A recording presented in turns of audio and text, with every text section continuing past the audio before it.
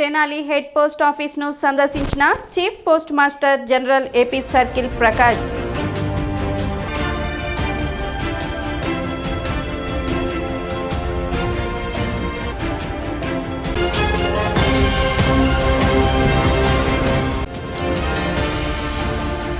వైభవంగా ప్రారంభమైన శ్రీ పంచముఖ ఆంజనేయ స్వామి దేవస్థానం వార్షిక బ్రహ్మోత్సవాలు.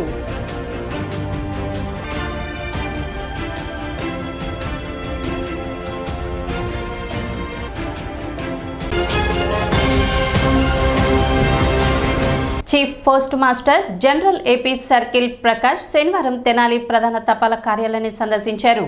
ఈ రికార్డులను ఆయన తనిఖీ చేశారు. ఖాతాదారులకు అందిస్తున్న సేవలపై ఆరా తీశారు. పోస్ట్ ఆఫీస్ సేవలను ప్రతి ఇంటికి చేరువ చేసే విధంగా కృషి చేస్తున్నట్లు చెప్పారు. బడ్జెట్లో కూడా ఇండియా పోస్ట్ను ప్రధానమంత్రి ముఖ్యమైన సేవా సంస్థగా గుర్తించినట్లు తెలిపారు. చిన్న చిన్న పట్టణాల్లో సైతం నేడు ఇండియా పోస్ట్ సేవలు అందుబాటులో ఉన్నాయని వివరించారు. లాజిస్టిక్ విభాగంలో ఇండియా పోస్ట్ కీలక పాత్ర పోషిస్తుందన్నారు. రైతులకు, సామాన్య ప్రజలకు కేంద్ర రాష్ట్ర స్థాయిలో అనేక రకాల సేవలను ఇండియా పోస్ట్ అందిస్తున్నట్లు కె ప్రకాష్ వివరించారు. పోస్ట్ మాస్టర్ ఈ నాగేశ్వరరావు సిబ్బంది ఆయన వెంట ఉన్నారు. The importance of India Post is being felt in the advent of e-commerce. Lot of parcels are being booked, and even small towns in the country is getting large number of e-commerce parcels. So in this context, the government has decided to transform India Post into a major logistic company in the sense department, which will benefit the public, especially in the rural India. So as a part of that, a lot of activities are there in the department. Most important I would like to tell is IT 2.0. Government of India is completely transforming the IT landscape of India Post to match the logistic requirement. Not only logistics, also other financial inclusion requirements, etc. That is one part. Second, India Post today offers a lot of products to the general public.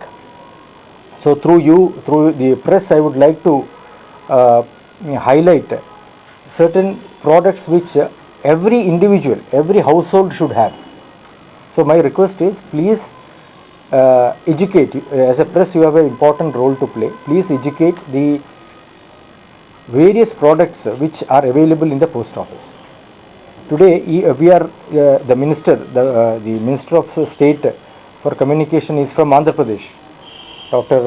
Pamasani Chandrasekhar ji. So yesterday he conducted a meeting of all the chief PMGs. I am chief PMG of Andhra Pradesh.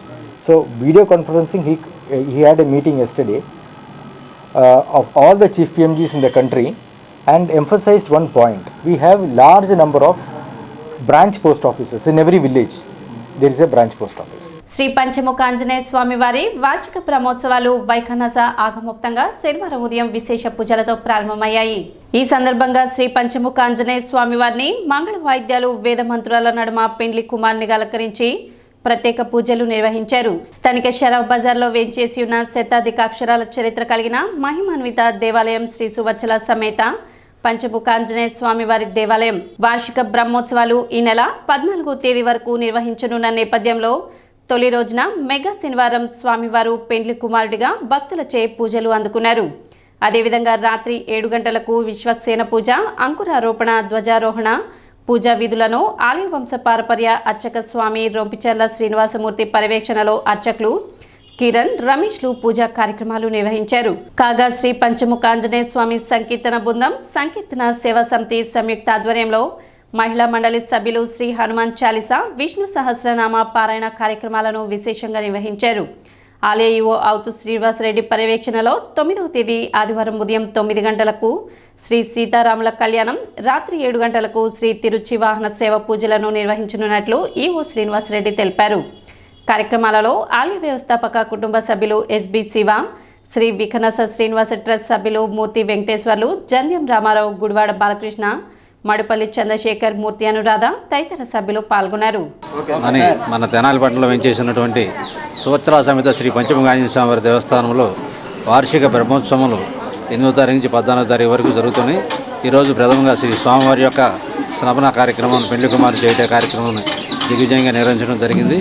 ఈ కార్యక్రమాల్లో 11వ తారీఖున శ్రీ స్వామివారి దివ్య కళ్యాణ మహోత్సవం, 12వ తారీఖున శ్రీ స్వామివారి దివ్య రథోత్సవం వైభవంగా జరుగుతుంది. ఈ కార్యక్రమాలన్నింటిలో కూడా భక్తులందరూ పాల్గొని శ్రీ స్వామివారి కృపకు పాత్రలు కావాల్సిందిగా కోరుచున్నాము.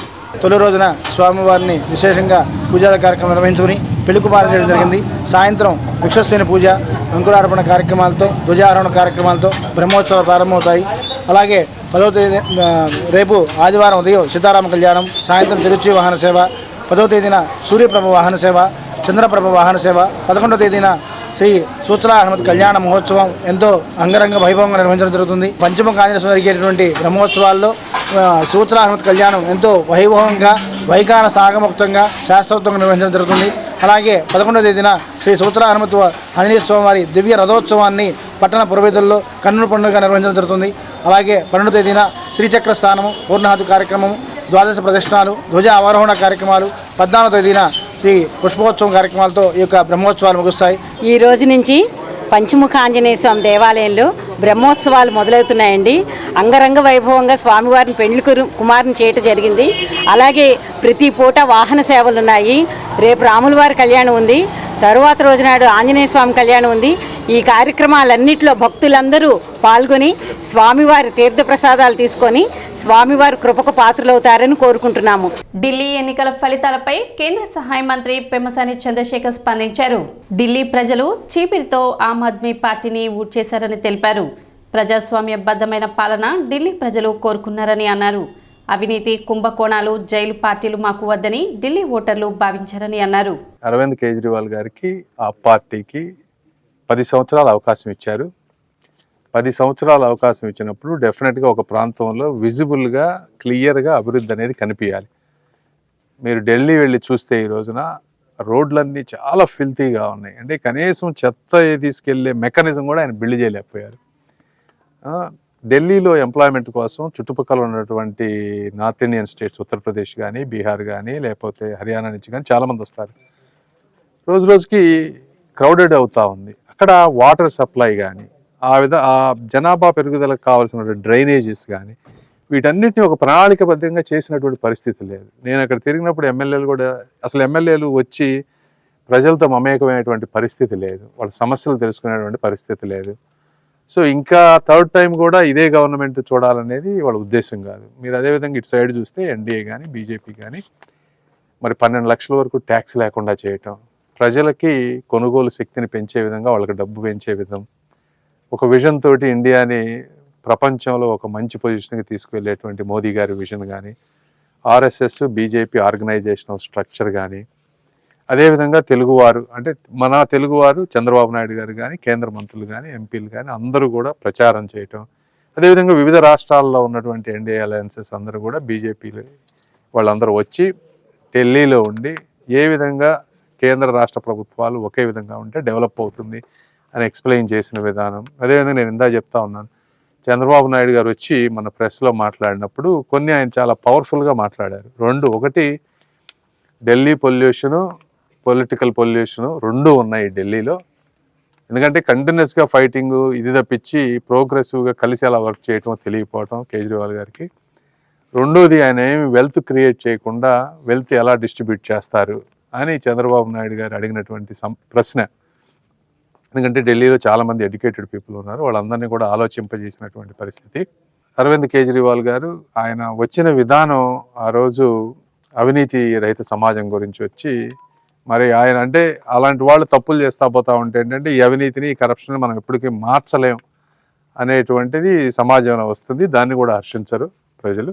వీటన్నిటి దృష్ట్యా ఈ రోజున అపజయం ఆయనకి. ప్రభుత్వం అందిస్తున్న రైతు సంబంధిత సంక్షేమ పథకాలు ఆశించిన స్థాయిలో రైతుకు అందేందుకు వీలుగా ఆధార్ తరహాలోనే విశిష్ట గుర్తింపు సంఖ్యలో ప్రత్యేక కార్డులు జారీ చేయనున్నట్లు తెనాలి ఏడీఏ ఉషారని తెలిపారు.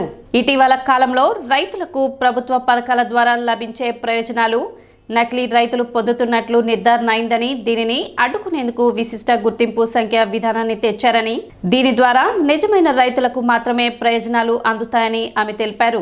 రైతులకు కూడా ఒక యూనిక్ ఐడి, ప్రతి పౌరుడికి ఆధార్ కార్డు ఒక యూనిక్ ఐడి ఎలా ఉందో అలాగే ప్రతి రైతుకు కూడా యూనిక్ ఐడి ఒకటి క్రియేట్ చేయాలనేది మన ప్రభుత్వం యొక్క మరి ప్రాముఖ్యమైనటువంటి అంశం. అయితే ఇందులో భాగంగా ఫార్మర్ రిజిస్ట్రీ అనేది ప్రారంభించడం జరిగింది.